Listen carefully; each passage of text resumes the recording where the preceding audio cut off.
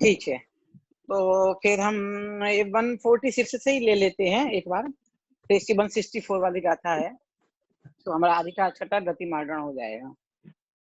जय जिनेन्द्र। गति मार्गण, तो जैसे होता है ना, गतियों में हम जीव को खोजते हैं, मतलब खोजना। तो अब ये हम पूछते जीव कहाँ कहाँ पाए जाते हैं, 4 गतियों में पाए जाते हैं। तो 4 गतियों के नाम हमें पता है, तो इसमें गतियों की डेफिनेशन बता रहे हैं, गति कहते कैसे हैं। तो इसमें बताया गया है, गति नाम कर्म के उदय से प्राप्त होने वाली तो जीव की पर्याय विशेष है। ऐसे हमने शॉर्ट परिभाषा तो पढ़ी हुई है, गतियों का जब पाठ पढ़ा था बालू पाठमाला भाग 3 में। तो वो यहाँ पे तब वो गति नाम कर्म ऐसे नहीं लाए थे। तो जो जीव की पर्याय विशेष है, मैंने जो एक अवस्था विशेष लिखी थी, उसमें जीव की अवस्था विशेष को गति कहते हैं। तो ये कह रहे हैं गति नाम कर्म के उदय से जो जीव की पर्याय विशेष है, उसको ही गति कहते हैं। अब गति के अपन कहते हैं व्युत्पत्ति लभ्य अर्थ निवृत्ति से, यानी उसको हम भेद कर देते हैं, शब्द तोड़ देते हैं, उसे व्युत्पत्ति बोलते हैं, निवृत्ति बोलते हैं। तो उसके आधार पर मैंने 2-3 अर्थ यहाँ पे किए हुए हैं भावार्थ में। तो आप में से कोई जना रीडिंग करेगा भावार्थ का सेकंड पंक्ति से। शुरू की 2 पंक्ति संस्कृत की, चाहो तो आप छोड़ सकते हो उसके बाद से।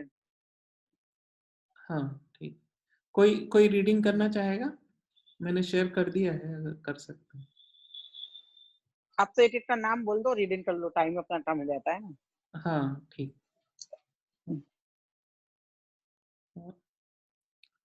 मैं कर देता हूं पहले। इनमें से पहली हाँ निरुक्ति के अनुसार जीव को प्राप्त होने वाली किसी भी वस्तु का नाम गति नहीं समझना चाहिए, किंतु गति नाम कर्म के उदय से प्राप्त होने वाली जीव की पर्याय विशेष को ही गति शब्द से ग्रहण करना उचित है। इसी तरह गमन का अर्थ ग्रामादि के लिए जाना ऐसा ना लेकर विवक्षित भव को छोड़कर दूसरे भव का धारण करना, भवांतर रूप में परिणत होना अर्थ ग्रहण करना चाहिए। तीसरी निरुक्ति के अनुसार नाम कर्म की उस प्रकृति को गति कहते हैं जो कि जीव की पर्याय भवांतर रूप परिणमन में कारण है, किंतु इस प्रकरण में कर्म अर्थ का ग्रहण करने की मुख्यता नहीं है, अर्थात मार्गणा के इस प्रकरण में जीव की पर्याय अर्थ करना ही मुख्यतया विवक्षित है। हाँ, इसमें ये बता रहे हैं कि हमें यहाँ पर जीव की पर्याय ही अर्थ करना है, वो ही यहाँ पे विवक्षित है, दूसरे हमारे यहाँ पे विवक्षित नहीं है।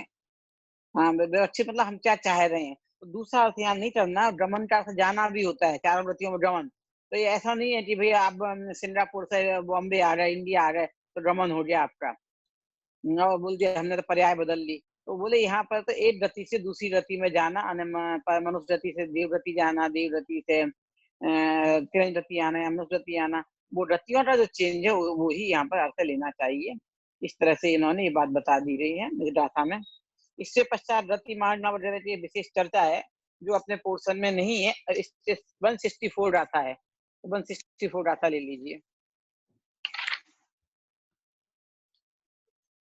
164 गाथा में इंद्रिय मार्गणा अधिकार, जैसे गति, तो हमने जो बालूत पाठमालाओं में गतियों का पाठ पढ़ा है, इंद्रियों का पाठ पढ़ा है, वही सब चीजें इसमें बताई जा रही हैं। इंद्रियां भी हम पढ़ के आए हैं, तो इंद्रियों से मतलब क्या।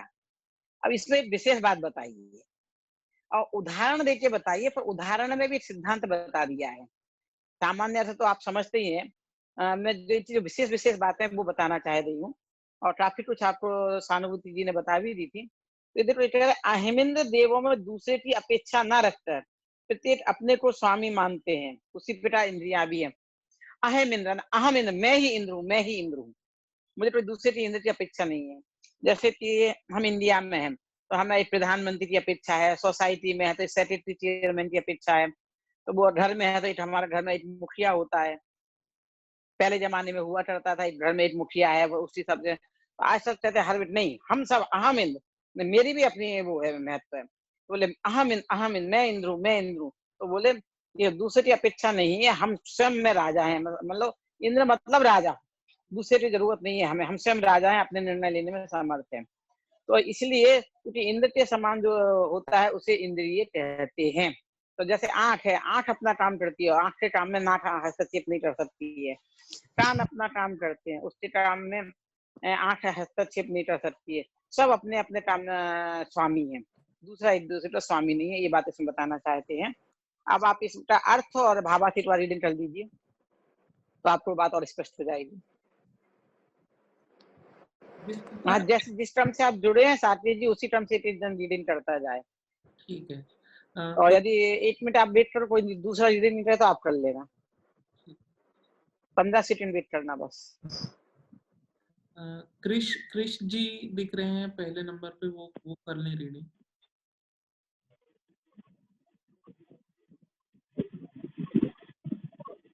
हाँ हाँ बोलिए। आप रीडिंग करना चाहेंगी? हाँ गाथा नंबर बोलिए। 164 उनको 164। निकाल एक दीजिए, मिनट। तब तक आप साथी जी आप रीडिंग करिए। हाँ, जिस प्रकार अहमित्र देवों में दूसरे की अपेक्षा न रखकर प्रत्येक अपने अपने को स्वामी मानते हैं, उसी प्रकार इंद्रियां भी हैं। इंद्र के समान जो हो उसको इंद्रिय कहते हैं। इसीलिए जिस प्रकार नव ग्रह का आदिवासी अपने अपने विषयों में दूसरे की अपेक्षा न रखने से, अर्थात इंद्र सामानिक आदि भेदों तथा स्वामी भृत्य आदि विशेष भेदों से रहित होने के कारण किसी की आज्ञा के वशवर्ती नहीं है, अतएव स्वतंत्र होने से वे सभी अपने अपने को इंद्र मानते हैं। उसी प्रकार स्पर्शन आदि इंद्रियां भी अपने अपने स्पर्शादिक विषयों में दूसरी रसना आदि की अपेक्षा न रखकर स्वतंत्र हैं। यही कारण है कि इनको इंद्रों अहम इंद्रों के समान होने से इंद्रिय कहते हैं, क्योंकि निरुक्ति के अनुसार यह अर्थ सिद्ध है। जरूर एकदम स्पष्ट हो गया ना कोई बात। सब अपने अपने एक दूसरे के कुछ आधार नहीं, ये बात कह रहे हैं, इसमें कोई डाउट नहीं रहेगा। अब इंद्रियों के दो भेद बताए रहे हैं अगली गाथा में, द्रव्येंद्रिय और भावेंद्रिय। और भावेंद्रिय के फिर दो भेद हैं, लब्धि रूप, उपयोग रूप। और द्रव्येंद्रिय के भी भेद हैं, कितने 5 भेद हैं। तो 5 भेद तो हम जानते ही हैं, स्पर्शन, रसना, घ्राण, चक्षुकर्ण, उसमें किसी को डाउट नहीं है, स्कूल में भी हम सीख जाते हैं, है ना। अब भावेंद्रिय में दो है, एक लब्धि रूप है, दूसरी उपयोग रूप है। तो लब्धि रूप क्या है, उपयोग रूप क्या है, इसको स्पष्ट किया गया है। तो लब्धि किसे कहते हैं, तो लब्धि में जो हमारा कर्म का क्षय उपशम होता है, और उससे जो भी हम पदार्थों को ग्रहण करते हैं, पदार्थों को ग्रहण करने की जो हमारी शक्ति होती है, उस विशुद्धि को यहाँ पे लब्धि कहा गया है। और जो अर्थ ग्रहण कर लेते, जो व्यापार चल रहा है वर्तमान में, जो हम जैसे अभी हम वर्तमान में पढ़ रहे हैं, ये उपयोग में आ गया। उसको ग्रहण करने की जो शक्ति हमारे अंदर पड़ी हुई थी, वो हमारी लब्धि में पड़ी हुई थी। ये दो चीजें हो रही, लब्धि रूप और उपयोग रूप। और ये जो भाव है, भाव इंद्रिय का मतलब क्या, तो भाव मतलब चित्त परिणाम है, चैतन्य का परिणाम। भाव इंद्रिय जो भी है वो दोनों चैतन्य का परिणाम स्वरूप है, पुद्गल का परिणाम नहीं है। द्रव्य इंद्रिया जो है वो पुद्गल का परिणाम है, चित्त परिणाम है। और ये दोनों चित्त परिणाम रूप है, दोनों मतलब लब्धि रूप वाला भी और उपयोग रूप वाला भी, दोनों ही चैतन्य के परिणाम है। और द्रव्य इंद्रिय के दो भेद बताए, निवृत्ति और उपकरण। तो जीव विपाटी यानी जीव को फल देने वाले जाति के नाम कर्म के उदय के साथ शरीर नाम कर्म के उदय, जीव विपाटी उदय, जाति का भी उदय हो, जीव का भी हो, शरीर नाम कर्म का भी उदय हो, दोनों का। तो जो इंद्रियों के आकार में जो आत्म प्रदेश है, तो उनका आत्मा से संबद्ध हो जाना, और शरीर के दूसरी जो रचना करते हैं उसको निवृत्ति कहते हैं। जैसे जो सहानुभूति ने समझाया था, आपको ध्यान हो, ये द्रव्येंद्रिय और भावेंद्रिय दोनों होती हैं, और दोनों मिलती हैं। भावेंद्रिय के निमित्त से हमारे आत्म प्रदेश संबद्ध होते हैं, और फिर वो द्रव्य इंद्रियों की रचना करते हैं। तो जो रचना कर रहे हैं उसे निवृत्ति कहा गया है। और इंद्रिय पर्याप्ति के अनुसार, जो पर्याप्ति हमने पढ़ी थी, तो उसके अनुसार जो नौ कर्म वर्णाएं हैं जो आहार होती हैं, और उपयोग है, दोनों का साथ साथ चलना, और तो वो चीज है उपकरण, हमें सहयोगी हो रही है, हमें हेल्पिंग हो रही है। तो वो चीज इसमें उसे उपकरण बोला है। तो दुनिया में हम उपकरण बोलते हैं ना साधन के लिए, ये आपने किस साधन से अपनाया, जैसे मुझे लिखना है तो कौन सा उपकरण है, तो मैं पेंसिल लूंगी या पेन लूंगी। तो किस साधन के अनुसार हम जान रहे हैं, बाह्य सहकारी कारण कौन से है हमारे लिए, और अंदर में कौन से हैं, इंद्रिय नौ कर्म वर्णा है, उपयोग है, ये हमारे सहकारी कारण है। और फिर निवृत्ति बताई शब्द से, निवृत्ति का क्या है, तो बोले उसका अर्थ हमें शास्त्रों में अन्य तो जगह पे दे दिया है, वो हम यहाँ नहीं दे रहे हैं, वो आप अन्य जगह से देख लेना। अब आ जाइए 166 पर आप। अब इंद्रियों की अपेक्षा जीवों के भेद बताए हैं। ये तो अपन पहले भी पढ़ चुके हैं, बहुत आसान है। एक इंद्रिय जीव, 2 इंद्रिय, 3 इंद्रिय, 4 इंद्रिय, 5 इंद्रिय। तो हमारे यहाँ इसमें जीवों के भेद 8 इंद्रियों के आधार पे किए रहे हैं, और जो इंद्रियों के आधार पर ही 8 इंद्रिय जीव को स्थावर, और 2 से लेके 5 फिर उसमें मन के आधार पर सैनी और सैनी, इस तरह के भेद किए गए हैं। तो वही चीज इसमें 2 इंद्रिय किसे रहते हैं, 3 इंद्रिय किसे रहते हैं, ऐसी सब डेफिनेशन 166वीं गाथा में बता दी गई है। अब आओ 167 गाथा है। तो अब जो पांचों इंद्रियों के आधार पर इन्होंने भेद बताए हैं, अब इसमें ये बता रहे हैं कि एक इंद्रिय जीव की 8 स्पर्शन इंद्रिय होती है, अनंत जीवों की स्थिति कितनी होती है, तो ऐसी क्रम से सब जीवों के एक इंद्रिय बढ़ती चली जाती है, ये चीज इसमें बताई गई है। तो बहुत आसान है, और ये सब अपने अपने विषय का ज्ञान करा सकती हैं, दूसरे विषय का ज्ञान नहीं कराती हैं। मतलब रसना इंद्रिय देख नहीं सकती है, ध्यान इंद्रिय सुन नहीं सकती है, ऐसे इसमें बात बताया है। पर एक स्पर्शन इंद्रिय अखंड है, खंड खंड नहीं है। हमें ठंडक का एहसास नाक में के हिस्से में भी हो जाएगा, कान के हिस्से में भी हो जाएगा, सब जगह में, मुंह के अंदर, जीभ के अंदर भी ठंडा गर्म का महसूस हो जाता है, वो चीज इसमें आ जाती है। तो इस तरह से इंद्रियों के आधार पर इन्होंने चीज बताई है। और संधि जीवों के इंद्रियों के पेशा विषय का क्षेत्र बताते हैं, कहाँ कहाँ ये पाए जाते हैं, कितना इनका क्षेत्र होता है। तो ये 169 गाथा में इनका क्षेत्र बताया है, 168 में भी इनका क्षेत्र बताया, 168 और 169 में। तो ये तो सिर्फ गिनती वाली चीजें हैं, इतने धनुष से इतना है, तो इसमें बहुत एक्सप्लेनेशन की हमें बात लगती नहीं है।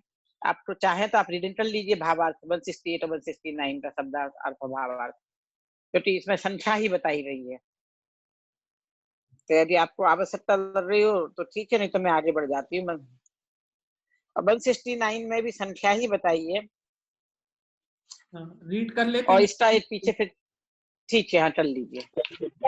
मैम एक डाउट था, आप पूछिए। 165 आपने जो निवृत्ति बताया, तो निवृत्ति और इंद्रिय प्राण वगैरह सेम ही होंगे ना? रचना जो शरीर प्रदेश की हो रही है उसे निवृत्ति कहा जाता है, तो जो इंद्रिय प्राण वही से सेम है, सिमिलर? नहीं, ये रचना का नाम निवृत्ति बोल रहा है, शरीर रचना, हाँ वो तो सेम ही हो जाएगी ना, इंद्रिया बन रही है जो तो आप पूछ रहे हो, शरीर प्रदेशों में इंद्रिय बन रही है, स्पर्शन इंद्रिय बन रही है, वो बनेगी, हाँ सही बात है। हाँ, हमने जब इंद्रिय प्राण हाँ। और भाव प्राण पढ़ा था ना, तो इंद्रिय प्राणों में भी रचना की बात हो रही थी, शरीर प्रदेश की रचना से, तो इंद्रिय प्राण ही है। हाँ ओके। हाँ।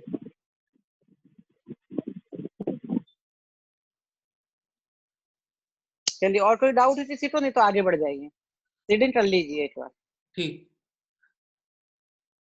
इस एकेंद्रिय के स्पर्शनेन्द्रिय का उत्कृष्ट विषय क्षेत्र 400 धनुष है, और द्विइंद्रिय आदि के वह दूना दूना होता गया है, अर्थात द्विइंद्रिय के 800, त्रिइंद्रिय के 1600, चतुरिंद्रिय के 3200, असंगी पंचेंद्रिय के 6400 धनुष स्पर्शेंद्रियों का उत्कृष्ट विषय क्षेत्र है। द्विइंद्रिय के रसनेन्द्रिय का उत्कृष्ट विषय क्षेत्र 64 धनुष है, और वह भी त्रिइंद्रियादिक के स्पर्शन इंद्रिय के विषय क्षेत्र की तरह दूना दूना होता गया है, अर्थात त्रिइंद्रिय के 128, चतुरिंद्रिय के 256 और असंगी पंचेंद्रिय के रसना का उत्कृष्ट विषय क्षेत्र 512 धनुष प्रमाण है। इसी प्रकार घ्राण, हाँ देखो, मैं आपको बताऊं ये बात कि आप देखिए कि हम आप कहाँ तक देख सकते हो, तो हम कहेंगे देख तो सकते हैं, हम सूरज चांद भी देख लेते हैं ना, तो फिर उस चीज दूरी कितनी है, उस हिसाब से जो अपन कहेंगे अपन कहाँ देख पाते हैं, दीवार ला इतनी, कुछ आड़े आ जाए तो नहीं, आड़े नहीं आए, बड़ी चीज ससर देख सकते, कहाँ कितना देख सकते, वो चीज आ गई। अब सुन कितना सकते हैं, तो सुनने में तो हमें लगता था कि हम ऊपर के नीचे नहीं सुन सकते हैं, श्रोत इंद्री का विषय, पर चक्षु इंद्री से भी बड़ा हो गया। कैसे हो गया कि आप सिंगापुर में बैठे हो, मैं इंडिया में बैठी हूँ, आप मुझे सुन सक रहे हो कि नहीं? देखो, ये वैज्ञानिक ने कहाँ से कैसी चीजें पकड़ी है, समझ लो आप। जैन दर्शन में जितना विज्ञान है, कहीं ना कहीं आपको मिल जाएगा। इसका विषय क्षेत्र बता रहे हैं, कितना कितना विषय क्षेत्र पकड़ रहे हैं, कितनी कितनी दूरी की चीजें पकड़ लिए रहे टर्न इंद्री में। ख्याल में आई चीजें? मतलब आप लोग हमें जानने से क्या फायदा है? आप बता रहे हैं ना कि हमें चमत्कार समझ में नहीं आता था कि मैं यहाँ बोल रही हूँ, आप वहाँ थे। एकदम मैंने यहाँ बोला, तुरंत आपने वहाँ सुन लिया। ये कर्णेन्द्रिय का विषय क्षेत्र है। और जब ये लिखा है, तो जब इसमें लिखा है तो कोई ना कोई वजह हो रही। तो हम कहते हैं ये कर्णानीय है, फालतू की बातें क्यों सुनना जानना। तो इसमें से हम निकाल सकते हैं ना। वहाँ यहाँ आप मुझे देख सक रहे हैं ना, चक्षुंद्रिय का विषय भी हो गया ना। तो ये विषय क्षेत्र ऐसे पढ़ेंगे और नहीं समझेंगे, और टीवी और ये आ गए ना, तो इसके माध्यम से हमें बहुत आसान हो गया समझाना। हमने यहाँ पे लेटर डाला और तुरंत वहां आपके पास फैक्स मिल गया, नाम अलग हो गए। अब इन्होंने ये बता दिया विषय। तो ये पुद्गल का, इनका विषय का क्षेत्र का, आप देखो वह में अपरंपरा है, वो सब चीजें इसमें बताई गई हैं। चलिए पढ़ लीजिए आगे। इस तो यहाँ पे इसमें धनुष प्रमाण दिया है। तो ये धनुष प्रमाण उत्कृष्ट धनुष प्रमाण तो कम ही हुआ ना। और ये कौन सा, मतलब ये जो यहाँ पे दिए हुए हैं भावार्थ में, वो कौन सा बता रहे हैं, मतलब उत्कृष्ट या कौन सा विषय क्षेत्र है? पहली पंक्ति में लिखा ही है ना, इस प्रसन्न का उत्कृष्ट विषय क्षेत्र।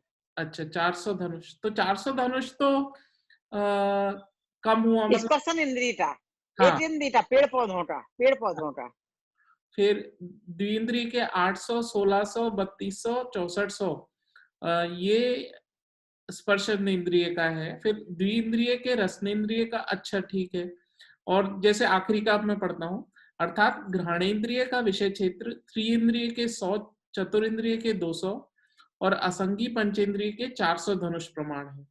चक्षुरिंद्रिय का विषय क्षेत्र चतुरिंद्रिय के 2954 और संगी पंचेंद्रिय के 5908 योजन है, ठीक है। और असंगी पंचेंद्रिय के श्रोत्र का विषय क्षेत्र 8000 धनुष है।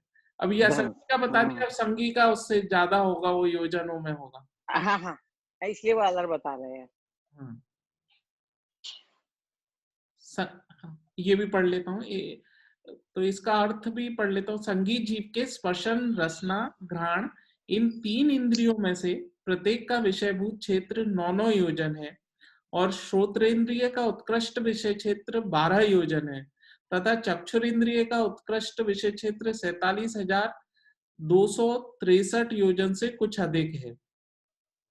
एक इंद्रिय से लेकर संगी पंचेंद्रिय पर्यंत जीवों के पाई जाने वाली इंद्रियों का उत्कृष्ट विषय क्षेत्र कितना है तथा प्रत्येक इंद्रिय का नियत विषय, उसको ग्रहण करने की योग्यता तथा उनका आकार किस प्रकार का है, यह आगे दिए गए यंत्र द्वारा जाना जा सकता है। हाँ जी, इसमें 4 दिया, तो आप पढ़ के समझ लेना। तो इसके बाद अपना सीधा 176 गाथा है। मतलब ये देखो, ये सूक्ष्म बातें हैं, ये चीजें हमें दिख रही है। पुद्गल का भी ये चीजें, इंद्रियों की भी विशेषता, ये चीजें, मतलब ये सब जानने से ये है कि हमारे विषय क्षेत्र कैसा है, और हमें हमें अपनी शक्ति का, अपने एहसास दिला रहे हैं कि आप में कैसी कैसी शक्तियां भरी पड़ी हैं। आप हमें हम अपने आप को कमजोर समझ रहे हैं, तो हमें अपने आप को कमजोर नहीं समझना, इतनी बातें बता रहे हैं। अब इसमें संसार में कितनी राशि होती है, संसार राशि में 10 राशि घटाने पर कितने एटीएनजी जीव हैं, और इनकी गिनती बताई जा रही है, जीव कितने होते हैं, पर्याप्त तक के, अपर्याप्त तक के, सारी चीजें की। ये भी एक बार, इसमें एक्सप्लेनेशन का बहुत ज्यादा नहीं है। तो 176 है, 177 2 गाथाएं हैं, ये भी आप एक बार रीडिंग कर लीजिए। संसार राशि में से त्रस राशि को घटाने पर जितना शेष रहे उतने ही एकेंद्रिय जीव हैं, और एकेंद्रिय जीवों की राशि में संख्यात का भाग देना, उसमें एक भाग प्रमाण अपर्याप्तक और शेष बहु भाग प्रमाण पर्याप्तक जीव हैं। और एकेंद्रिय जीवों के सामान्य से 2 भेद हैं, बादर और सूक्ष्म। इसमें भी प्रत्येक के पर्याप्तक और अपर्याप्तक के भेद से 2-2 भेद हैं। इस प्रकार एकेंद्रियों की 6 राशियों की संख्या का क्रम काय मार्गणा में कहेंगे, वहां से ही समझ लेना। भावार्थ, एकेंद्रिय जीवों की 6 राशियों का प्रमाण काय मार्गणा में विशेष रूप से कहेंगे। संक्षेप में 6 राशियों का प्रमाण इस प्रकार है।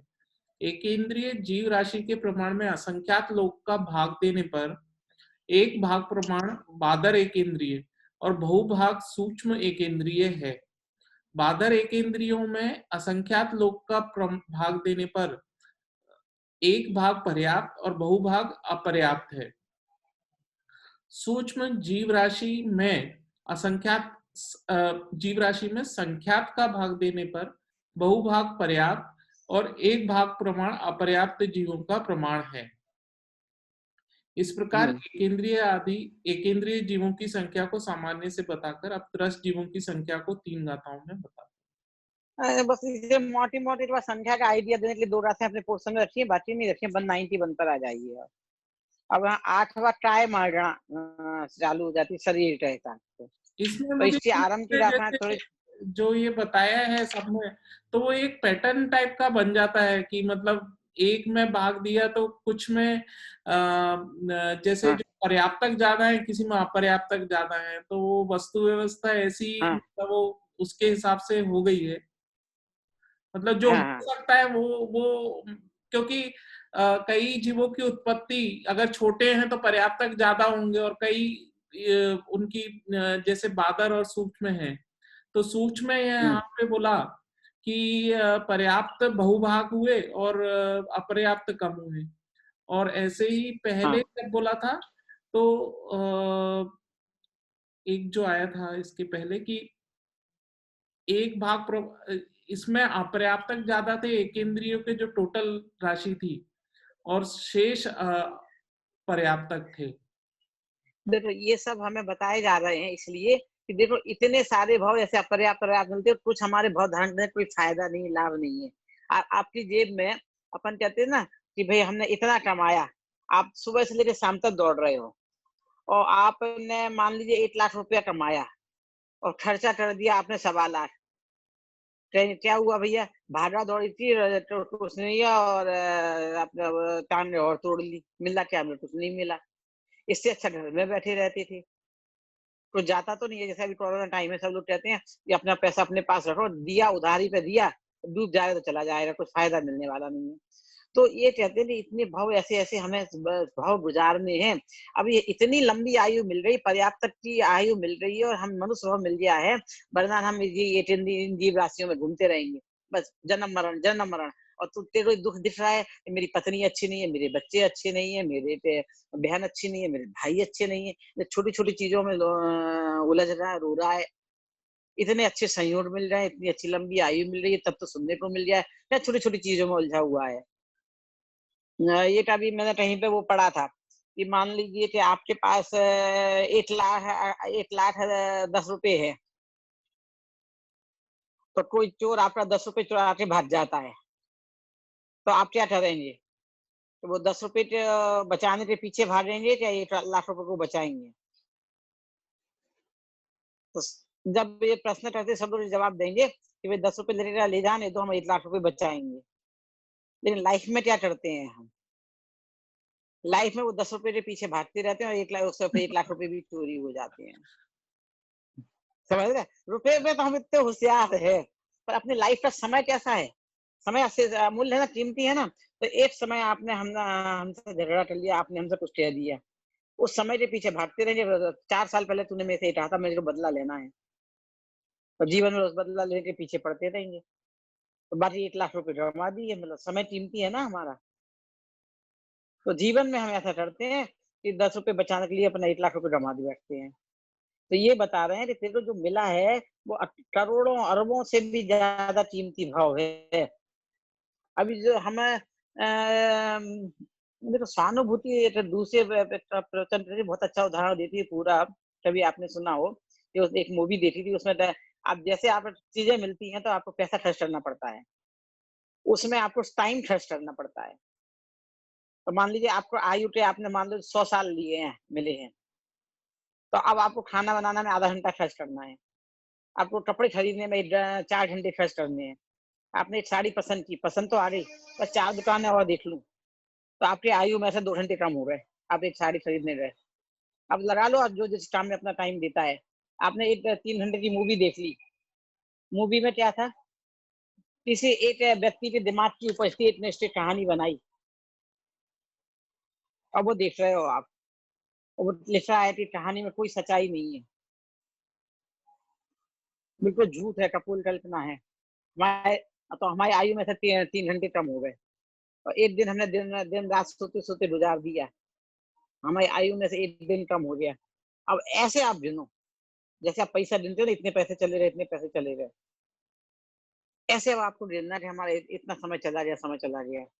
बर्थडे मनाते हम कितने खुश होते हैं, मेरा 60वां जन्मदिन। अरे तेरी 80 साल की आयु है, 60वां जन्मदिन, तो 20 साल बचे हैं तेरे पास, 60 तो चले गए। अब आयु तो नहीं है, और 65 की है तो 5 साल बचे हैं, और 61 की है तो अब 80 साल बचा है। अब ये बस हमारा सौभाग्य समझ लो कि हमें पता नहीं है कि हमें कितने साल जीना है। तो अब मैं 60 की हूँ तो मैं सोचती हूँ, अरे मैं तो अभी तो 20 है, अभी तो क्या उम्र हुई है, अभी तो लोग बस 80 देखो हमारे प्रधानमंत्री इतने 84 85 के हैं, दौड़ रहे हैं, तो मैं भी रहूंगी, पर तुम अपना स्वास्थ्य तुम देखो, तुम रहोगी नहीं 24 साल जिंदा। 24 साल की प्रधानमंत्री 4 दिन का भरोसा नहीं है। आसपास देख रहे हैं ना, कल मिले थे, पता 3 दिन बाद पता चला वो तो शॉर्ट से भाग गए। तो ये जो बता रहे हैं इसमें हमें पर्याप्त अपर्याप्त तो ये सब इतनी गिनती, इतनी सूक्ष्म सूक्ष्म नहीं समझ में आया। बस ये दिखाना है कि आपको जो मिल जाए इसकी दुर्लभता है, इसे हमें दुर्लभ लगती है क्योंकि हमें उपलब्ध हो गया है। जो चीज सहज उपलब्ध मिल जाती है तो ऐसा लगता है कि अरे वाह, इसमें क्या दम है। हम तो मनुष्य है ना, 60 साल के हो रहे, 60 साल मिलना तो बड़ी आसान बात है, इजीली मिल गए, हमें तो आसानी से पार हो गए। तो ये चीज हमें समझाई जा रही है कि जब बस अब तेरे को समय आ गया है आत्मकल्याण करने का। चलिए पढ़ लीजिए, कोई प्रश्न तो पूछ लीजिए, नहीं तो 190 बन रहा था देखिए। ठीक, अभी पहले पढ़ लेते हैं तो फिर आपको गैप हो जाएगा थोड़ा सा, फिर उसके बाद आप बता दीजिए। जिन जीवों का शरीर साधारण नामकर्म के उदय के कारण निबोध रूप होता है, उन्हीं को सामान्य या साधारण कहते हैं। इनके दो भेद हैं, एक बादर और दूसरा सूक्ष्म। जिन जीवों के साधारण नामकर्म का उदय होता है, उनका शरीर इस प्रकार होता है कि जो अनंतानंत जीवों को समान रूप से आश्रय दे सके। इस शरीर में एक जीव मुख्य नहीं रहता, अनंतानंत जीव रहते हैं और वे भी सब समान समान रूप से रहते हैं। यही कारण है कि इन जीवों का नाम सामान्य या साधारण है। इनके दो भेद हैं, एक बादर, दूसरा सूक्ष्म। देखो ये जो गाथाएं आ रही हैं इनमें एक बात विशेष है, आपको ध्यान भी होगी कि जो पर्याप्त तो अपर्याप्त के जो जीव होते हैं, बादर या सूक्ष्म होते हैं ना, तो एक उसमें एक ही टाइप के जीव होते हैं। ऐसा नहीं होता कि एक जीव पर्याप्त का होगा, एक अपर्याप्त का होगा। अगली जो गाथा आ रही 192 193 में ये बताने वाले हैं आपको पर्याप्त एक है चीज में, पर्याप्त है तो पर्याप्त है, अपर्याप्त है तो अपर्याप्त है। तो इसलिए कहते हैं जो आलू है ये सड़ते नहीं है। तो पर्याप्त के जीव हैं तो पर्याप्त के पैदा होंगे, एक साथ मरेंगे जिएंगे, मरेंगे जिएंगे एक साथ। तो सबकी आयु समाप्त हो जाए ये साथ, तब वो जाके सड़ेगा। अपर्याप्त है उसमें तो अपर्याप्त है, जहाँ पर्याप्त है पर्याप्त है। ऐसा नहीं है 50% पर्याप्त हो 50% अपर्याप्त हो। ये बात इनमें बताई जा रही है। अब आप पढ़ लीजिए, आपको समझ में आ जाएगा, पढ़ते पढ़ते एक्सप्लेन भी कर देना। इन साधारण जीवों का साधारण अर्थात समान ही तो आहार होता है, और साधारण समान अर्थात एक साथ ही श्वासोच्छ्वास का ग्रहण होता है। इस तरह से साधारण जीवों का लक्षण परमागम में साधारण ही बताया है। साथ ही उत्पन्न होने वाले जिन अनंतानंत साधारण जीवों की आहार आदि पर्याप्ति और उनके कार्य सदृश तथा समान कला में होते हों, उनको साधारण जीव कहते हैं। इसमें मतलब ये बता दिया कि उनका जो आहार भी है वो समान है, और जो श्वासोच्छ्वास भी है वो एक साथ ही होता है, तो वो एक तरीके के ही सारे जीव होते हैं। तो और उनके कार्य सदृश और समान काल में होते हैं सारे, जो मतलब जैसे श्वासोच्छ्वास हुआ तो एक ही काल में हुआ, और जो और बाकी के कार्य हैं वो भी सदृश होते हैं, एक जैसे, तो इसलिए उनको साधारण जीव कहते हैं। अब इसके बाद साधारण जीवों में जहां पर एक जीव मरण करता है वहां पर अनंत जीवों का मरण होता है, और जहां पर एक जीव उत्पन्न होता है वहां अनंत जीवों का उत्पाद होता है। साधारण जीवों में उत्पत्ति और मरण की अपेक्षा भी सादृश्य है।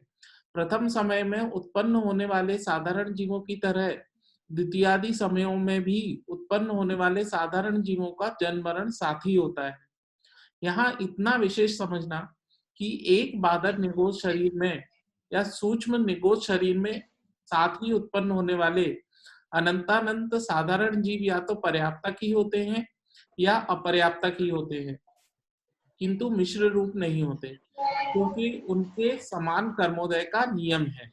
तो जैसा आपने बताया था, तो ये इसमें आ गया है कि जैसे जो उनका उत्पत्ति और मरण वो भी एक साथ ही होता है, और जो उनके और ऐसा क्यों होता है, वो इसलिए क्योंकि उनका कर्मोदय एक ही समान का है, तो इसलिए ऐसा सबके साथ मतलब उत्पत्ति मरण एक साथ होता है उनका। फिर बराबर। अब ये जो 194 गाथा आ रही है, इसमें नाम दिए हैं स्कंद। अब स्कंद का मतलब है जो हम अब पहले समझते थे वो स्कंद नहीं है, परमाणु स्कंद वाला। इसमें स्कंद, अंडर, पुलवी, ये सब नाम दिए हैं, उन नाम की डेफिनेशन बता रहे हैं। तो इंद्र पुलवी का क्या मतलब है, स्कंद का क्या मतलब है, तो उस दृष्टि से पढ़ना। और इसमें जब हम पढ़ते हैं तो माइंड सेट से नहीं पढ़े, जो हमारे दिमाग में अर्थ बैठे उससे नहीं पढ़े। तो स्कंद का भी क्या मतलब है, पुलवी, अंदर, ये सब दिए, उनके नाम दिए, और एक एक से उत्तर होती है, वो चीज बताई जा रही है, उस दृष्टि से पढ़ना। मीना जी है पार्ले वैसी, वो अच्छा एक्सप्लेन करती है, यदि वो पढ़ सकती हो तो पढ़ ले।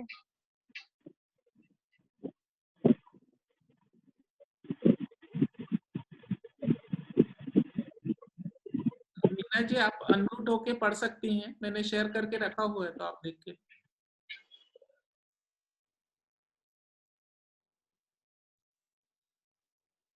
मेरे पास वो व्हाइट बुक है, वो नहीं है बुक। अच्छा, नहीं इन्होंने मोबाइल पे किया हुआ है ना। अच्छा, हाँ आ रहा है ना। हाँ, आ रहा है, आ रहा है। बादर निगोदिया जीवों के शरीर के आधार के स्वरूप प्रतिपादन करते हुए दो गाथाओं द्वारा बताते हैं। स्कंधा असंख्य लोका अंडरावास पुल विदेहा अपि अधस्तन योनि का असंख्य लोकेन गुणित क्रमः। स्कंदों का प्रमाण असंख्यात लोक प्रमाण है, और अंडर, आवास, पुलवी तथा देह ये क्रम से उत्तरोत्तर असंख्यात लोक गुणित है, क्योंकि वे सभी अधस्तन योनिक है। इनमें पूर्व आधार और उत्तरोत्तर आधेय है। भावार्थ, अपने योग्य असंख्यात का लोक के समस्त प्रदेशों से गुणा करने पर जो लब्ध आवे उतना समस्त स्कंद का प्रमाण है, और एक असंख्यात लोक प्रमाण अंडर है, एक असंख्यात लोक प्रमाण आवास है, एक आवास में असंख्यात लोक प्रमाण पुलवी है, एक पुलवी में असंख्यात लोक प्रमाण बादर निगोदिया जीवों के शरीर है। इसलिए जब एक स्कंद में असंख्यात लोक प्रमाण अंडर है, तब समस्त स्कंदों में कितने अंडर होंगे। इस प्रकार इनका त्रैराशिक करने से अंडरों का प्रमाण निकलता है। इसी तरह आगे भी त्रैराशिक करने से आवास तथा देह इनका भी उत्तरोत्तर क्रम से असंख्यात लोक गुणा प्रमाण निकलता है। हाँ ठीक है, आगे पढ़ लीजिए। तो गिनती बताइए, पहले सहानुभूति ने भी काफी स्पष्ट किया था। तो इसे लेकिन इससे पहले पहले तो गाथा ने असंख्यात लोग के समस्त प्रदेशों से गुणा करने पर जो लब्ध आवे, मतलब जो अमाउंट आवे, ऐसा उतना समस्त स्कंदों का प्रमाण है। तो लब्ध मतलब यहाँ पे हाँ। अमाउंट लेना है। हाँ, अमाउंट जो राशि आएगी। हाँ, तो यहाँ अनंत परमाणु का स्कंद है, तो स्कंद आधार आ जाएगा तो अंडर आधे ही आ जाएगा, फिर अंडर आधार आएगा तो आवास आधे ही आएगा, फिर आवास आधार आएगा तो पुलवी आधे ही आ जाएगी, फिर पुलवी आधार रहेगा तो देह आधे ही आ जाएगा। तो ये क्रम से रहेंगे। तो स्कंद से ही अंडर मतलब आधे ही रहते हैं। तो उसका बेस क्या है, तो आधार, बेस मतलब आधार, तो जिसके आधार पर जो चीज रहती है वो आधे।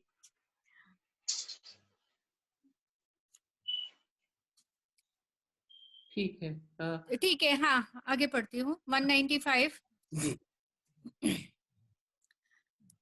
जम्बू द्वीपों परत, हाँ इसका ये फिर वो दिया है दी है, मतलब जम्बू द्वीपो भरत, इससे बहुत समझ में आ जाएगा अंडर आवास। कौशल साकेत साकेत तदद ग्रहाणी वा स्कंधांडारावासाः पुलवीरान दृष्टांता, ये दृष्टांत से बहुत ही इजीली मालूम पड़ जाएगा। जम्बू द्वीप भरत क्षेत्र, कौशल देश, साकेत अयोध्या नगरी और साकेत नगरी के घर, ये क्रम से स्कंद, अंडर, आवास, पुलवी और देह के दृष्टांत है। जिस प्रकार जम्बू द्वीप आदि एक एक द्वीप में भरत आदि अनेक क्षेत्र, एक एक भरत आदि क्षेत्र में कौशल आदि अनेक देश और एक एक कौशल आदि देश में अयोध्या आदि अनेक और उस एक एक नगरी में अनेक घर होते हैं, उसी प्रकार एक एक स्कंद में असंख्यात लोक प्रमाण, अंडर एक एक अंडर में असंख्यात।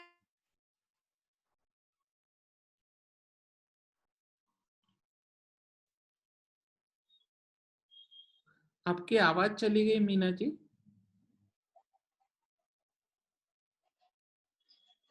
एक एक अंडर में असंख्यात लोक प्रमाण आवास, एक एक आवास में असंख्यात लोक प्रमाण पुलवी और एक एक पुलवी में असंख्यात लोक प्रमाण बादर निगोदिया जीवों के शरीर होते हैं।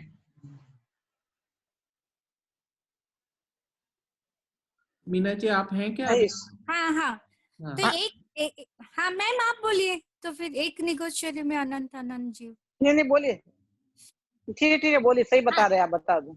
हाँ, तो मतलब क्या, अभी एग्जांपल लेते हैं, एक भारत देश है अपना, उसमें राजस्थान है, उसमें बांसवाड़ा है, उसमें कोई कॉलोनी है, उसके अंदर कोई मकान है, तो जो मकान है ना वो निगोदिया शरीर। तो इस तरह ये निगोदिया शरीर में रहने की इसको ये प्रक्रिया था। अभी मकान में बहुत लोग रहते हैं, तो एक निगोदिया शरीर में अनंत जीव रहते हैं, तो इस तरह ये निगोद शरीर में रहने की प्रक्रिया बताई है। अभी एक स्कंद अर्थात एक प्रतिष्ठित जीव का शरीर, जिसकी अवगाहना क्या है कि घनांगुल का असंख्यात भाग प्रमाण है। तो फिर अंडर मतलब क्या, एक स्कंद में असंख्यात लोक प्रमाण अंडर आ जाएंगे। भारत के अंदर राजस्थान के अंदर बांसवाड़ा के अंदर कॉलोनी के अंदर मकान, और मकान में बहुत सारे लोग। तो वैसे स्कंद, फिर अंडर एक स्कंद में असंख्यात लोक प्रमाण अंडर, फिर एक अंडर में असंख्यात लोक प्रमाण आवास, फिर एक आवास में असंख्यात लोक प्रमाण पुलवी, और फिर एक निगोदिया शरीर में अनंत निगोदिया जीव। तो असंख्यात लोक प्रमाण इंटू अनंत जीव इंटू असंख्यात लोक, मतलब छेल्ला जो एक स्कंद में क्या आएगा, एक संख्यात लोक एक स्कंद में असंख्यात लोक प्रमाण मल्टीप्लाई बाय असंख्यात लोक प्रमाण मल्टीप्लाई बाय असंख्यात लोक प्रमाण मल्टीप्लाई बाय असंख्यात लोक प्रमाण मल्टीप्लाई बाय अनंत जीव। એટલે कितने निगोदिया जीव ठसाठस भरे हैं ना, तो उससे हमें वैराग्य, मतलब सही समझ में आए ना, तो वैराग्य की बहुत ही वैराग्य का कारण है, कारण के कितने जीव की हिंसा होती है। और फिर अगर सम्यक दर्शन प्राप्त नहीं करेंगे तो टीचर्स बोलते हैं ना, स्वानुभूति दीदी बोलते हैं, मैम बोलते हैं कि ये काल चला गया तो सीधा निगोदिया में चले जाएंगे हम लोग। तो फिर वहां से निकलना कितना मुश्किल है, यानी बहुत ही वैराग्य प्रेरक लगता है मुझे तो। मैम अभी आपको बताना है तो बताइए थोड़ा कुछ। नहीं सही है, 196 ले लो, इसमें एक विशेष बात बताई है, काल के आश्रय से शरीर में पाए जाने वाले जीवों की संख्या। शरीर में जितने जीवों से काल के उदाहरण की तरह, मतलब एक उदाहरण में भी एक सिद्धांत समझाते जा रहे हैं। 196 देखो, पढ़ो। हाँ 196 ओके। एक निगोद शरीरे जीवा द्रव्य प्रमाणतो दृष्टा सिद्धेरनंत गुणा सर्वेण व्यतीत कालेन समस्त सिद्ध राशि का और संपूर्ण अतीत काल के समयों का जितना प्रमाण है, द्रव्य की अपेक्षा से उनसे अनंत गुणे जीव एक निगोद शरीर में रहते हैं। भावार्थ, यहाँ पर काल के आश्रय से एक शरीर में पाए जाने वाले जीवों की संख्या बताई गई है। क्षेत्र तथा भाव की अपेक्षा से उनकी संख्या आगम के अनुसार जानी जा सकती है। अभी एक निगत शरीर में जीवों का प्रमाण बताया है, तो द्रव्य अपेक्षा से क्या है कि ये सिद्धों से भी अनंत गुण है, सिद्धों से भी अनंत गुण है। काल की अपेक्षा से क्या है कि अतीत काल से, भूतकाल के अतीत काल के समयों से भी अनंत गुण है। क्षेत्र की अपेक्षा से क्या है कि सर्व आकाश प्रदेश के अनंतवें भाग पर एक लोकाकाश के प्रदेश से अनंत गुणे है। અને ભાવ की अपेक्षा से तो केवल ज्ञान के अविभाग प्रतिच्छेदों का अनंतवा भाग।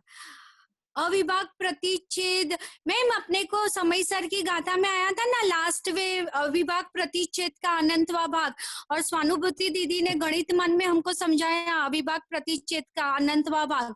तो ये अनंत अविभाग प्रतिच्छेद का अनंतवा भाग का एक्चुअल में भाव भाषण नहीं हो रहा है। तो आत्मा में कितने गुण भरे हैं वो कर्ता कर्म, अभिभाग का मतलब ही है जिसका विभाग ना हो सके, तो उसका भी अनंत, लेकिन वो भाव भाषण नहीं हो रहा है ना एक्चुअल में। वो इजीली बोल जाते हैं अनंत विभाग ने अविभाग प्रतिच्छेद, पर वो कर्ता कर्म में बहुत अच्छा आया था कि इतने गुण ठसाठस भरे हैं जिसका दो भाग ना हो सके, तो उसके आत्मा की महिमा नहीं आ रही है और जगत के पुद्गल की महिमा आ रही है, दूसरों की महिमा आ रही है। तो मेरी तो मूर्खामी की क्या बात को मैं वही नहीं समझ में आ रहा है। तो इसके निगोध्या शरीर का भी देखो ना कितना काल की अपेक्षा से मतलब कितना रहने का स्थान बता दिया है। तो ये सर्व विज्ञान गण के विषयभूत भावों से अनंत गुण है। इसका तो ये काल की अपेक्षा से द्रव्य क्षेत्र काल भाव सब आ गया इसमें। नित्य निगोध का स्वरूप या लक्षण 197। मैम आपको इसमें कुछ कहना है और ज्यादा? नहीं बस हो गया। Okay fine. संति अनंत जीवा यर्न प्राप्तः त्रसाना परिणामः भाव कलंक सुप्रचुरा निगोधवासम न मुश्चन्ति। ऐसे अनंत जीव है कि जिन्होंने त्रसों की पर्याय अभी तक कभी भी नहीं पाई है, बाप रे, और जो निगोध अवस्था में होने वाले दुर्लेशारूप परिणामों से अत्यंत अभिभूत रहने के कारण निगोध स्थान को कभी नहीं छोड़ते, बाप रे। अभी भावार्थ, निगोध के दो भेद है, एक नित्य निगोध और दूसरा चतुर्गति निगोध। जिसने कभी त्रस पर्याय को प्राप्त कर लिया हो उसको चतुर्गति निगोध कहते हैं। अभी हम लोग ने तो त्रस पर्याय प्राप्त कर ली तो हम लोग चतुर्गति मतलब उसमें से बाहर निकल गए। और जिसने अभी तक कभी भी त्रस पर्याय को न पाया हो अथवा जो भविष्य में भी कभी त्रस पर्याय को नहीं पावेगा उसको नित्य निगोध कहते हैं। जो उसमें से कभी निकला ही नहीं है तो उसको नित्य निगोध कहेंगे, क्योंकि नित्य शब्दों के दोनों ही अर्थ होते हैं, एक तो अनादि और दूसरा अनादि अनंत। अनादि है तो सिर्फ भूतकाल का ही बताते हैं, और अनादि अनंत मतलब भूतकाल भी आ गया, वर्तमान भी और भविष्य भी। इन दोनों ही प्रकार के जीवों की संख्या अनंता अनंत है। तो ये निगोधों की जीव संख्या ही अनंता अनंत है। गाथा में आया हुआ प्रचुर शब्द प्राय अथवा आभिक्षण्य अर्थ को सूचित करता है। मैम आभिक्षण्य का अर्थ बाद में बताना। सूचित करता है अतएव 6 महीना 8 समय में 608 जीवों के उसमें से निकलकर मोक्ष को चले जाने पर भी कोई बाधा नहीं आती। इस तरह स्थावर काय के 5 भेदों का वर्णन समाप्त हो जाने पर अब क्रमानुसार त्रस काय का वर्णन अवसर प्राप्त है। उसमें सबसे प्रथम 2 गाथाओं में त्रस जीवों का स्वरूप, भेद और उनका क्षेत्र आदि बताते हैं। अभी क्या है इसमें कि निगोध के 2 भेद बताए, तो अभी हमें ये गाथा में ना एकदम विचार करना चाहिए। क्या विचार करना चाहिए कि हम कहाँ से निकले हैं। कोई जीव ऐसे ही नित्य निगोध वो कभी निकले भी नहीं है और निकलने वाले भी नहीं है। तो एक हम लोग को तो चांस मिल गया कि हम लोग निकल गए हैं, कितने जीवों को तो अभी तक निकलने का चांस ही नहीं मिला है। अभी एक एग्जांपल लेते हैं हम लोग कि क्रिकेट में हम लोग मेहनत करके इंडिया की टीम में सिलेक्ट मतलब जाने को मिल गया, तो कोई कोई होते हैं तो फर्स्ट दाव में ही आउट हो जाते हैं, कोई बॉलिंग में आउट हो जाते हैं, फिर कोई बैटिंग में आउट हो जाते हैं, और कोई कोई ऐसे रहते हैं कि परमानेंट रह जाते हैं, मतलब आउट ही हो जाते हैं। तो अनेक जीवों को मौका मिला है, लेकिन कई लोग तो ऐसे ही आउट हो गए, किसी को तो मौका ही नहीं मिला है। ऐसे ही अनादिकाल से अनंत काल तक निकल गया, तो उन्हें मौका ही नहीं मिला है, वो इंडियन टीम में जाने का मौका ही नहीं मिला है। और कोई कोई है तो बैटिंग में, बॉलिंग में, इसमें उसमें सब आउट होते गए। तो इसमें कौन अन्याय कर रहा है, कौन? तो उसमें दो कारण बता है, एक तो योग्यता અને दूसरा भाव कलंक सुपुवरा, એટલે કે दुर्लेश्यारूप जो परिणाम है ना वो।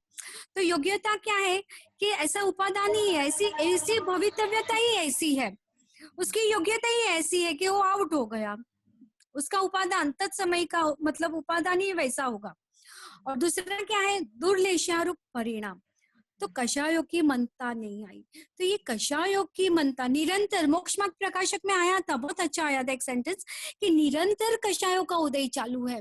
तो हम लोग को निरंतर कषायों का उदय चालू है, और उसमें भी क्लास में रहते हैं तो ठीक है, कषाय की मनता हो जाती है, गोमट सार जैसा सब्जेक्ट आता है तो इतना सभी सब्जेक्ट में वेल इनग्रोस्ड हो जाते हैं, तो कषायों की इतनी मनता हो जाती है उस समय, लेकिन फिर वापस संसार में आ जाते हैं।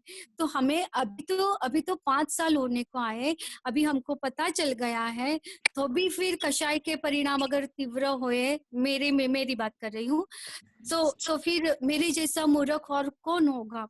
तो दुर्लेश्यारूप परिणाम तो अपने हाथ में भी है, और वही अंतरंग निमित्त कारण है, और वही कषायों की तीव्रता ही हमें कम करनी है। और तभी पुरुषार्थ इसमें अभी एक तो उपादान, कोई कुछ बोल रहा है, अच्छा बोलो। एक तो उपादान योग्यता और दूसरी कषायों की मंदता।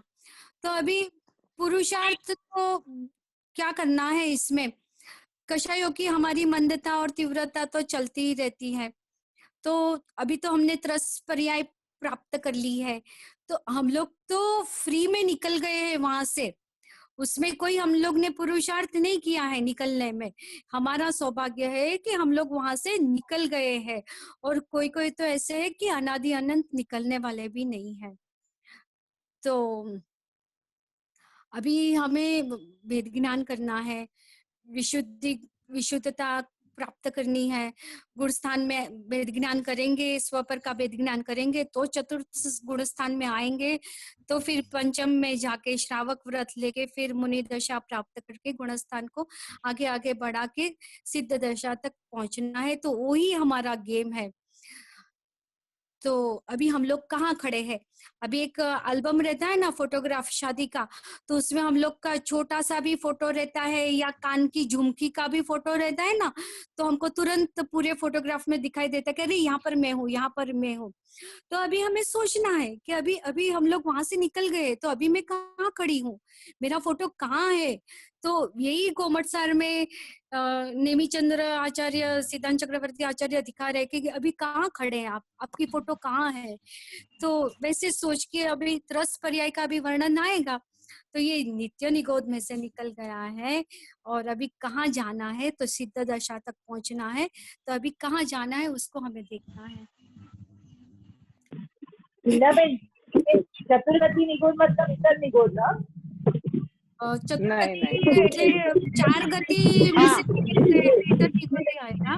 मैं नित्य निगोद होता है और एक दूसरा इतर निगोद होता है ना? हाँ, तो नहीं, वो इतर निगोद એટલે कि जो देव नारकी तिर्यंच और मनुष्य में उत्पन्न होकर जो निगोद में उत्पन्न होता है ना, इसका दूसरा नाम चतुर्गति निगोद है। हाँ, तो वही हुआ ना। इंटर निगोद એટલે कि देव नारकी तिर्यंच मनुष्य में उत्पन्न होकर पुनः निगोद में उत्पन्न होता है, उसका नाम इतर निगोद है। Okay okay. हाँ, અને नित्य निगोद से क्यों बाहर नहीं आया है? तो भाव कलंक की प्रचुरता के कारण। वो अनादि अनंत भी है और अनादि शांत भी है। भाव कलन की प्रचुरता ना। हाँ, वो दुर्लेश्य रूप परिणाम। हाँ, लेकिन अनादि अनंत अनादि शांत बराबर है, वो तो समझ में आया। लेकिन एक एक चीज बहुत मतलब ये करती है कि एक तो दुर्लेश्य रूप परिणाम जो है मन के बगैर हो रहे हैं उनके, और कषाय की तीव्रता हमारी मन हो ना हो चालू ही है। तो कौन से पुरुषार्थ से वो हम निकले हैं? और वो फ्री में निकल गए, फ्री में फ्रॉगट में हम लोग निकल गए हैं। ऐसा कोई पुण्य का उदय ऐसा कुछ आया होगा कि कैसे निकल गए वही ना, उसकी हमें महिमा ही नहीं आ रही है कि हम लोग कैसे निकल गए वहां से। और लेशिया मतलब वहां पे भी रहती है, मन हो नहीं हो लेशिया रहती है। लेशिया तो रह गई ना। અને कषाय भी है ना, निरंतर कषाय का उदय तो चालू ही है। तो वहां तो तीव्र कषाय का उदय चालू है। लेकिन ऐसा ऐसा कोई उदय आ गया होगा तो हम लोग फ्री में निकल गए हैं। तो ही हमारा सौभाग्यपना है कि कैसे हम निकले वही हमें ही नहीं पता।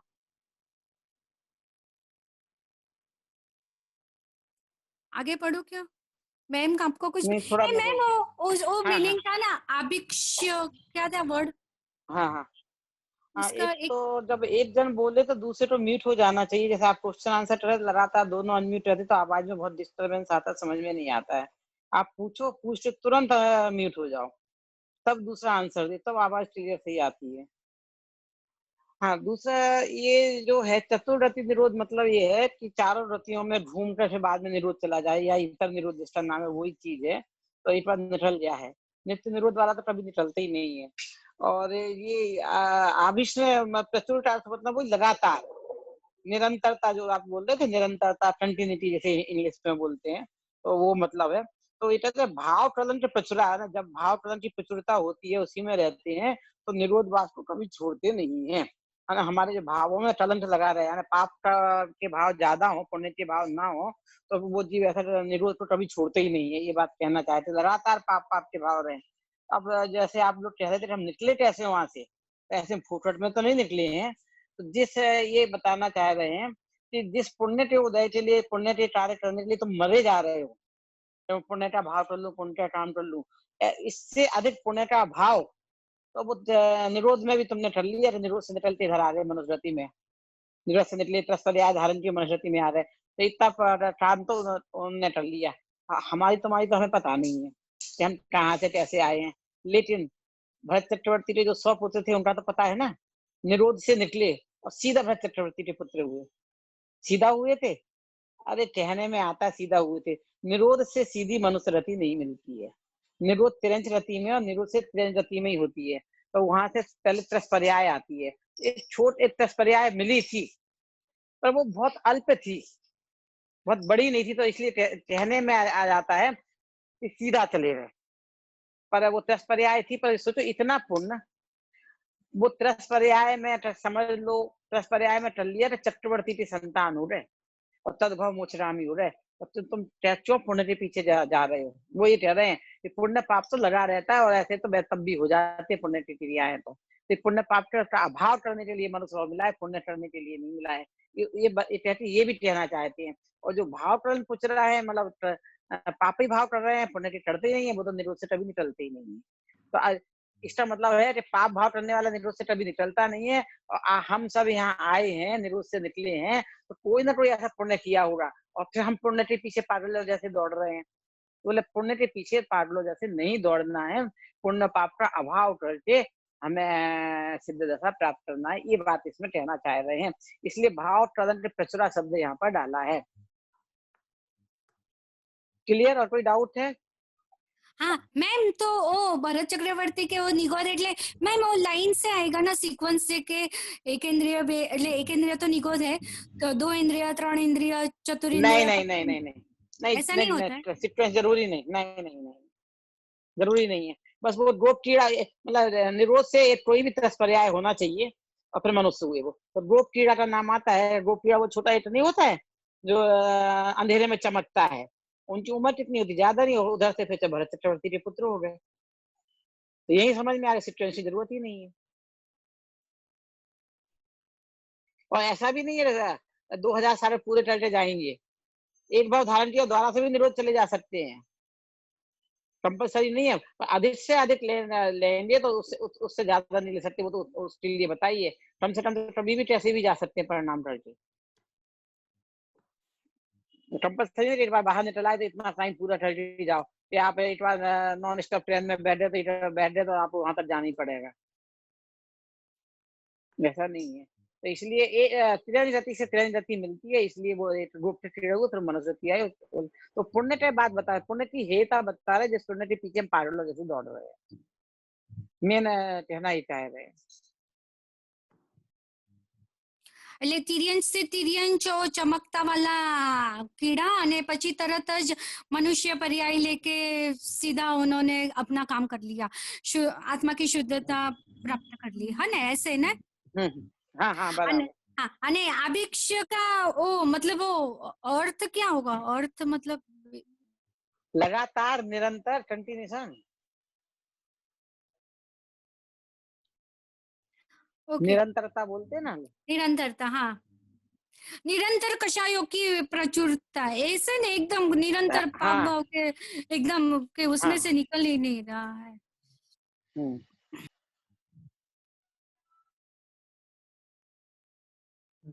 ठीक है, इतना हो गया। साकेत जी कितने बजे तक क्लास चलानी है? वैसे अपना टाइम 20 मिनट और है, और 3 गाथाओं का सेट और है, 201 से 203, वो और कर लेते हैं फिर। ठीक है, हाँ तो 201 निकाल लीजिए। हाँ पढ़ लीजिए, मैं म्यूट हो रही हूँ। ठीक है। और कोई पढ़ना चाहेगा अभी पहले पाले पेज से? कोई भी अनम्यूट होके आप पढ़ सकते हैं, अगर पढ़ना है तो 10 सेकंड में हो जाएगी। हाँ, 201 गाथा। मसुराम्बु बिंदु सूची कलाप वज्र सन्निभो भवे देहा पृथ्वीयादि चतुर्णा तरुत्र काया अनेक विधाः। मसूर अर्थ बोल रही हूँ। अर्थ मसूर अन्न विशेष, मसूर का जो दाल होती है और जैसे शेप, जल की बिंदु, सुइयों का समूह, ध्वजा, इनके सदृश क्रम से पृथ्वी, अप, तेज, वायुकायिक जीवों का शरीर होता है, और वनस्पति तथा त्रसों का शरीर अनेक प्रकार का होता है। भावार्थ, जिस तरह का मसूरादिक का आकार है, मतलब कि हाफ राउंड और ऊपर से थोड़ी सी उपसी हुई, जैसे कि कछुए का ढाल होता है, उसी तरह का पृथ्वी का एक आदि का शरीर होता है। किंतु वनस्पति और त्रसों का शरीर अनियत संस्थान होने से एक प्रकार का नहीं, किंतु अनेक प्रकार की भिन्न भिन्न आकृतियों वाला ही हुआ करता है। ध्यान रहे कि पृथ्वी का एक आदि के जो दृष्टिगोचर शरीर है, वे अनेक जीवों के शरीरों के समूह रूप है, अतएव उनका नियत संस्थान घनांगुल के असंख्यात वे भाग प्रमाण होने से दिखाई नहीं पड़ता। तो यहाँ पे कहना ये चाह रहे हैं कि पृथ्वी का एक जो भी हम शरीर देख रहे हैं, वो अनेक जीवों के शरीर के समूह रूप है, इसलिए वो घनांगुल के असंख्य भाग प्रमाण उनका उतना साइज है, तो हमें एक साथ होने से दृष्टि में उनका शरीर आकार नहीं आ रहा है। और इस प्रकार मतलब मैम यहाँ पे एक चीज समझ में नहीं आई कि वनस्पति और त्रसों का शरीर अलग अलग आकृतियों वाला होता है, अनियत संस्थान मतलब कि शायद अनडेफिनेट नॉन डिफाइंड शेप, हाँ, जिनका आकार निश्चित नहीं है। हाँ, कोई आकार निश्चित अनिश्चित आकार में हो, कोई निश्चित आकार में उनको फिट नहीं कर सकते, तो वैसे होने से अनेक प्रकार की भिन्न भिन्न आकृतियों वाला है। आगे पढ़ूं साकेत जी? 202, ये काफी इसमें मतलब ज्यादा था नहीं। पृथ्वी का एक, हाँ, और 202, यथा भार वह पुरुषो वहति भारम गृहीत्वा कावटिकाम एवमेव वहति जीवम कर्म भरम काय कावटिकाम। तो अर्थ बताया है, जिस प्रकार कोई भारवाही पुरुष कावटिका यानी कि वो लेके जाता है ना, हम लोग यात्रा करने जाते हैं तो दो बाजू ऐसे बाहर रख के हम लोग एक में बैठते हैं और दूसरी बाजू मतलब दोनों बाजू बैलेंस करके उसको लेके जाना रहता है। कावड़ का जैसे ये था ना, किसकी बात, जो पुत्र था दोनों श्रवण अपने माँ बाप को श्रवण श्रवण हाँ श्रवण जैसे कावड़ में बिठा के लेके गया मम्मी पापा को बाजू बाजू में, ऐसे बैलेंस करके जो भार का वहन करना इजी हो जाता है, मतलब बैलेंस हो जाता है। तो उस दौरान जैसे वो भार का वहन करता है, उस ही प्रकार यह जीव काय रूपी कावटिका के द्वारा कर्म भार का वहन करता है। तो हमें कर्म आके चिपकते हैं, लेकिन हम उसका वहन कैसे करते हैं, उसका भार बोझा कैसे उठा के चल रहे हैं। तो अपने काय रूपी भार कावटिका की वैसे हम लोग उसका, this is a medium to अपना जो कर्म बंद हो रहा है, तो ये मीडियम से हम उसको वहन कर रहे हैं। भावार्थ, जिस प्रकार मजूर कावटिका के द्वारा निरंतर बोझ ढोता है और उससे रहित होने पर ही सुखी होता है, उसी ही प्रकार यह संसारी जीव काय के द्वारा अनंत दुखों के कारण कर्मरूप बोझ को लेकर नाना गतियों में फिरता है और उनके फल स्वरूप दुखों को भुगता है। तात्पर्य यह है कि इस काय और कर्म के अभाव में ही जीव परम सुखी होता है। आपको कई बार बैक पेन हो जाता है, शोल्डर पेन हो जाता है, कंटिन्यू काम किया, कंटिन्यू स्ट्रेस किया, तो वो इजीली वो रिलीज नहीं होने वाला है जब तक वो स्ट्रेस रहेगा, वो भार रहेगा। तो यही बात है कि कंटिन्यू हम लोग काया अलग अलग काया में अलग अलग बॉडी में फिर ही रहे हैं, कर्म का बोझा कंटिन्यू वहन कर रहे हैं, तो हमें उसके भार से, ये दुखों से, जन्म मरण के दुखों से तब तक मुक्ति नहीं मिलेगी। यही कहने का मतलब है कि तभी सुखी होंगे जब ये काय रूपी जो मीडियम है कर्मों का, तो वो उसको जब तक हम लोग उसका नाश नहीं कर सकते, अगर उसको अभाव नहीं कर सकते, तब तक हमें दुख ये वो जो हल्केपना है कर्म के भार के बिना का जो हल्केपना, जो सुख है, उसका अनुभव नहीं हो पाएगा। तो यही यहाँ पे कह रहे हैं। आगे कोई और पढ़ रहा है कि मैं ही पढ़ूं? आप ही पढ़ लीजिए। हाँ, 203 पढ़ लेती हूँ। यथा कंचन मग्निगतम मुच्यते खितेन कालिकया च तथा काय बंध मुक्ता अकायिका ध्यान योगेन। अर्थ दिया है, जिस प्रकार मलिन भी सुवर्ण अग्नि के द्वारा सुसंस्कृत होकर बाह्य और अभ्यंतर दोनों ही प्रकार से मल से रहित हो जाता है, उसी प्रकार ध्यान के द्वारा यह जीव भी शरीर और कर्मबंध दोनों से रहित होकर सिद्ध हो जाता है।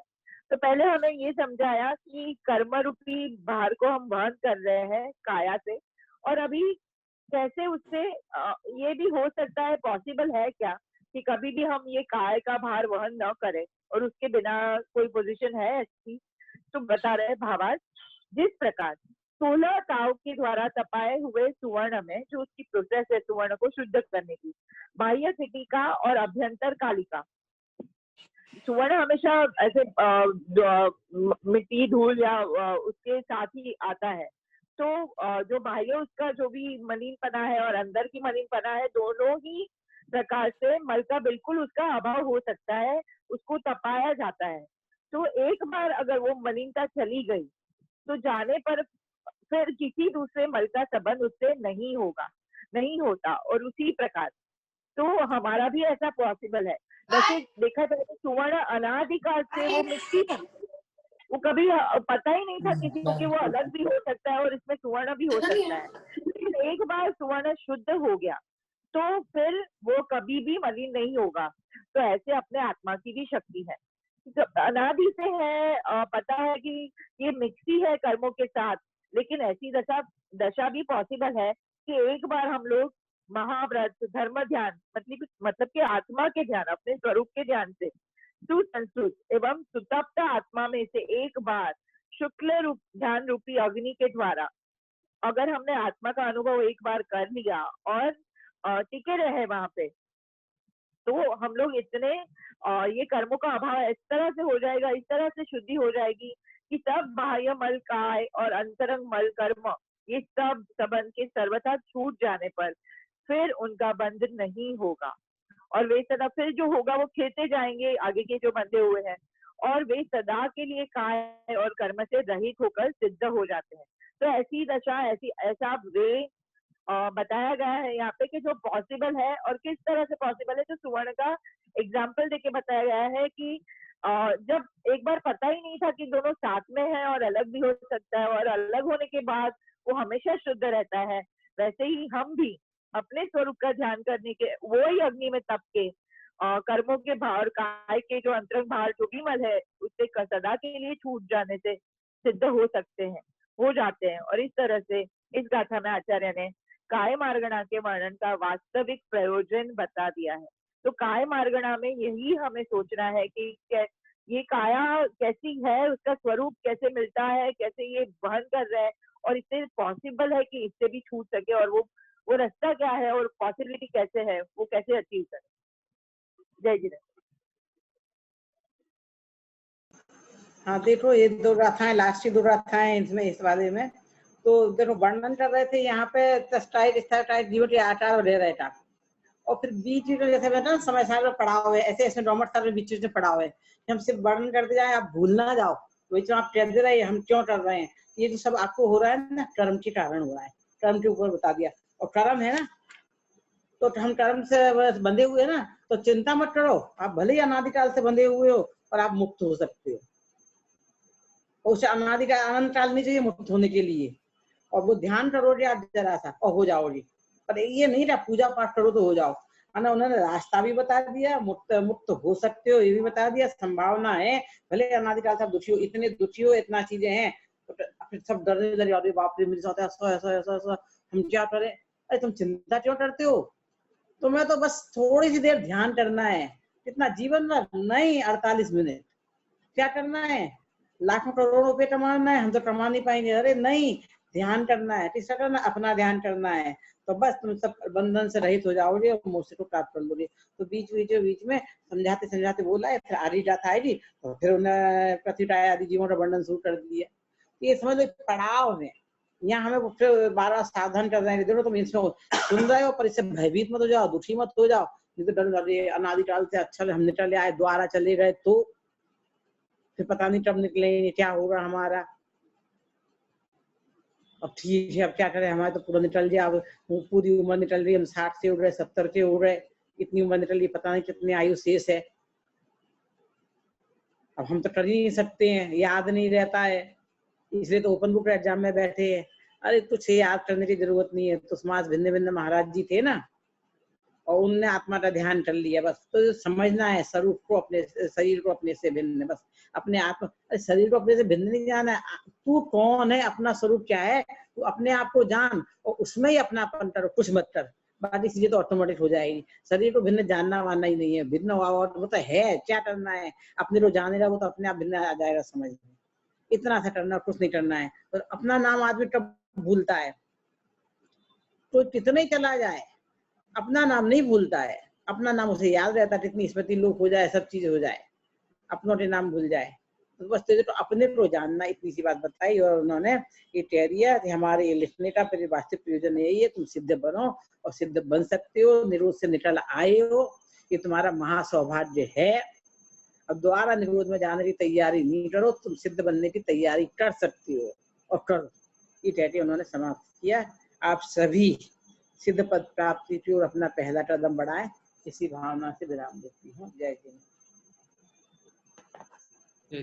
कुछ डाउट है? नहीं, मेरा तो नहीं है, किसी और का कुछ डाउट है? ठीक है, समाप्त करते हैं क्लास आज। आप म्यूट पे हैं। जिनवाणी से कर लीजिए जी। हे जिनवाणी भारती तो है जपो दिन रैन, जो तेरी शरण आ गए सो पावे सुख चैन, जावाणी के ज्ञान से सूझे लोकालोक, सो वाणी मस्तक नमो सदा देत हूँ तो। जय जिनेन्द्र। जय जिनेन्द्र। जय जिनेन्द्र।